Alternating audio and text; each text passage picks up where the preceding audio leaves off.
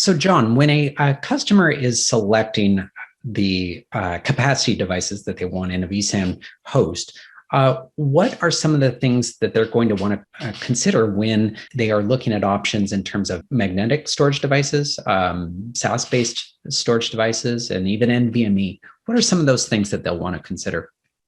So for magnetic, that is something that some people still do use, but it's calling out of favor. And let's talk about why.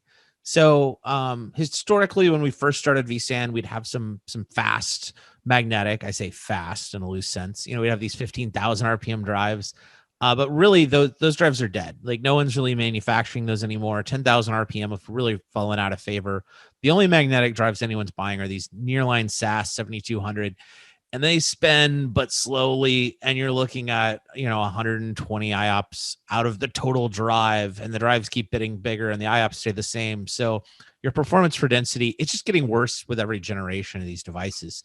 The latency characteristics when you actually put these under load, I mean, they're basically tape with a better seek latency from a performance characteristic. So really only the most ice cold of data is really going to end up on a magnetic anymore, and stuff to where if there's any latency, there's no one who's going to get angry and come find you as the admin is really where you would use that.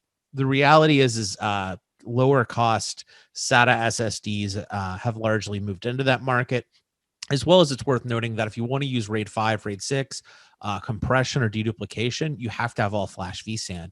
And when you layer those technologies and the lower cost TLC flash options against the magnetic makes even less and less sense. So we're typically seeing people move on to that. Now, within the different flash technologies, SATA is very the low end. If you've got anything that's got any type of sustained writes or any type of performance, or if you're wanting to use more than 8 devices in a host, just because of the quirks of SATA being a half duplex protocol and how it shares buses, SAS and NVMe really become the default. I'm seeing most customers go for NVMe at the minimum for the cache these days, and really SAS be, particularly for any dense offerings or anything with any sustained performance needs, become the default for capacity. But take a look at all NVMe, because you no longer need a SAS HBA. There's some kind of unique characteristics there that make it increasingly attractive.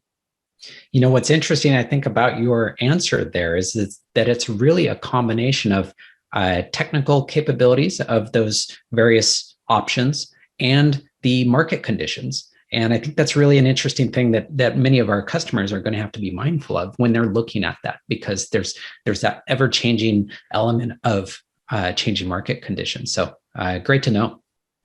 Yeah, I remember watching the XY graph and watching as, the value, frankly, of delivery for all flash really was passing up the magnetic. And I think in the year 2021, it's really time for all flash for most people.